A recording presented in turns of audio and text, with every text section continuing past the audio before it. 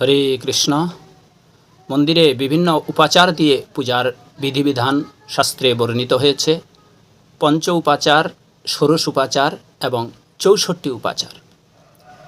তার মধ্যে কৃষ্ণ প্রবোধন চৈতন্য চরিতামৃতের মধ্যলীলার ৪বিংশতি পরিচ্ছেদের বর্ণনা অনুসারে বলা হচ্ছে, এই কৃষ্ণ প্রবোধন ৬৪ উপাচারের একটি উপাচার।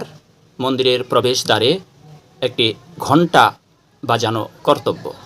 মন্দিরে প্রবেশ করার সময় ভগবানের দৃষ্টি আকর্ষণ করার জন্য এই ঘণ্টা বাজানো উচিত। মন্দিরের সম্মুখে একটি বৃহৎ ঘণ্টা ঝুলিয়ে রাখা উচিত, যাতে মন্দিরে প্রবেশ করার সময় দর্শনার্থীরা সেটি বাজাতে পারে।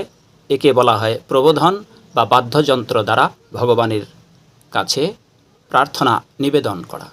মন্দিরের প্রবেশদ্বারে প্রবেশ করার সময় ঘণ্টা বাজিয়ে দণ্ডবত প্রণাম করা উচিত। জয় শিল প্রভুপাদ। হরে কৃষ্ণ।